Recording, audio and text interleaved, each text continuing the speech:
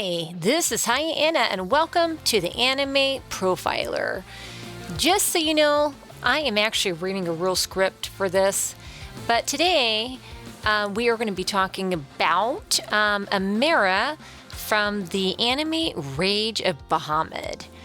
Her name means princess, and this takes place in a place called I can't even say this. Miss Tarsia. I don't know if this is right. I've watched it, but you know what? I never pay attention. It's a world where humans, gods, and demons exist. Well, let's see. Let's go on. So her race, why does race matter? But you should know that she's like half demon and half angel, like a hybrid. So she's really not a demon or an angel. She was actually created to be that way. But anyway, her main mission or goal in the story was to find her mom. But she did steal it. She is accused for stealing the God Key, and she's hunted, down for it. Supposedly the God Key, if used, will reawaken this creature called Bahamut. I'm not exactly sure if he's a god or not. He probably should be. But anyway, the God Key is literally her in this. So, she literally is the God Key. So during this whole time, they're hunting her down. They don't know. They think it's a separate key, but it's actually her. Because she actually infused, she infused with it. The demons infused her with it. So, honestly, it's not really her fault. Okay, so her friends are Favreau. I should know his name. Favreau. I've heard his name tons of times.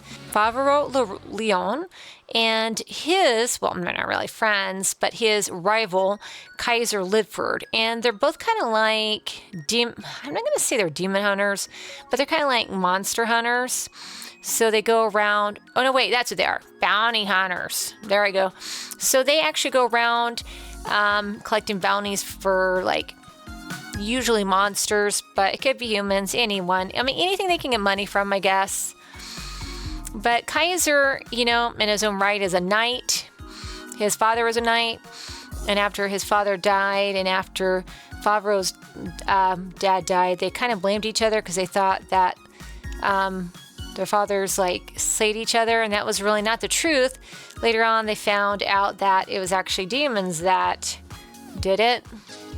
Boy, my eyes are crazy. I feel like I could be a serial killer. Look at this look. Yikes. Oh no. Oh no. Okay, let me fix this. I must be really sleepy today. I think I'm sleepy. I'm ready to fall asleep. Oh, okay. Anyway, let's see. Those are her friends. And honestly, they weren't friends at first. But, they grew on each other and they became friends later. Let's see. Abilities. Her abilities. She's a human, but again, half angel, half demon. So she, as a regular human, without turning into anything. And just so you know, she doesn't really turn into an angel. She only turns into a demon and has one wing. So she has enhanced endurance, enhanced strength. She has one wing. I can't only say wings because she only has one, because one of her wings was cut off by an archangel. And then she has a demon transformation powers where she has enhanced agility, enhanced strength, and actually it's increased enhanced strength. And then she does have a couple angel abilities, even though she can't turn into an angel, which is a hallowed ground immunity, meaning that she can step into heaven freely. I guess demons can't. That makes sense. And then she has something called angel lore.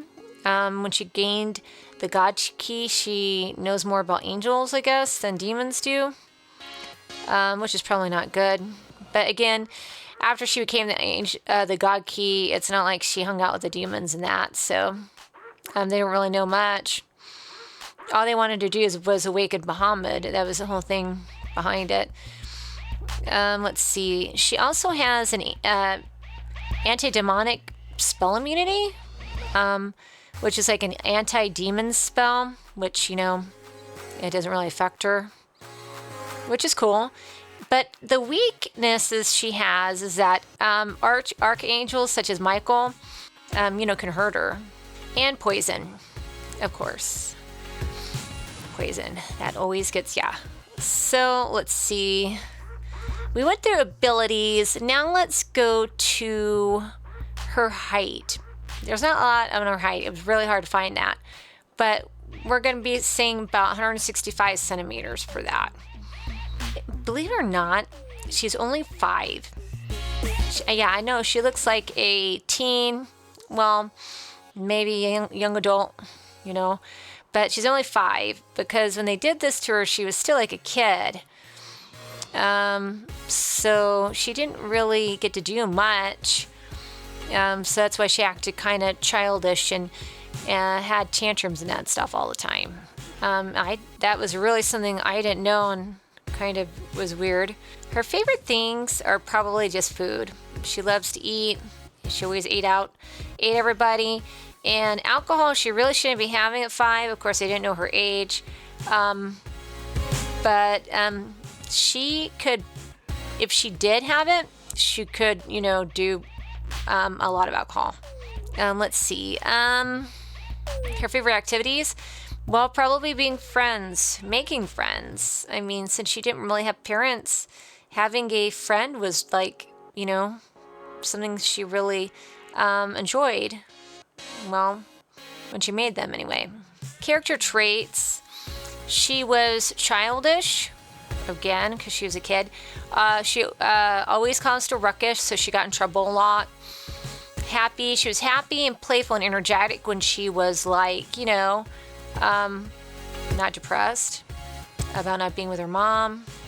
Let's see. I usually give birthdays for these, but since she was created by like demons, her mom was actually an angel. So like demons created her from her essence. So she kind of looks like her mom, but not totally.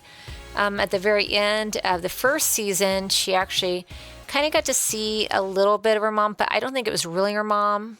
Maybe her soul of her mom. I don't know. It was kind of confusing. But again, there's 2 seasons of Rage of Bahamut. But the second season doesn't have Amira, only the first season. So you'd have to watch the first one. So we don't really get a lot on her character in this. So her alignment, I can do that, is probably neutral because she wanted to do good stuff. And I'm not saying she was evil, but because she was a demon, because she was half demon and she was created and she was kind of being manipulated by them. Just so, you know, the mom thing was just a thing for her to like, she wasn't, she was supposed to go to Helheim, which is kind of like hell. She was supposed to go there, and that's where she was supposed to unlock Bahamut, and they just wanted him, you know, awoken.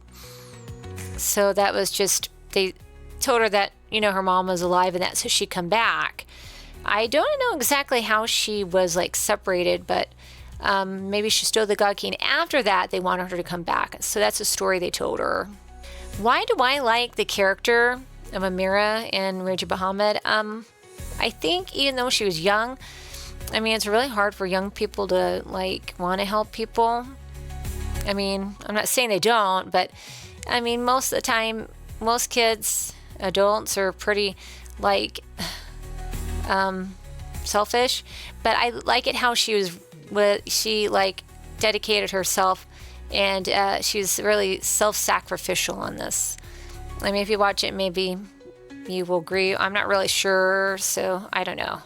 A quote from her that she had a couple, not really that many, but the last one she did in the second season. Like I just told you, she was in the second season. You're like, so you're like, what?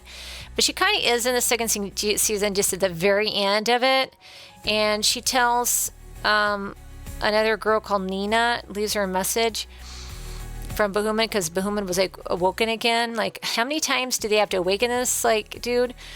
But anyway, it was, "See you later, Favreau." So that told Favreau that, hey, Amira is still in Bahamut, and she's been hanging out for like over 10 years, and they thought she died, but she's just, her soul's in there, I guess. So I don't know how that works. I mean, her and Bahamut are good friends or something. I don't know. But maybe one day she will be released. So from what I know, this manga or this anime has 2 seasons. I don't know how much manga there is. From what I know, I thought the story would go on, but from what I know, the manga hasn't gone on. I've tried to research that. So if anyone knows anything about it, please tell me. I would like to read it, because I read somewhere that it said that Favreau in the 2nd season went off when he rode off on his horse, that he was going to try to find a way to bring her back. So what is that? I mean, can anyone tell me? Thanks for watching, and until next time, this is Hyena signing off for the Anime Profiler. Bye!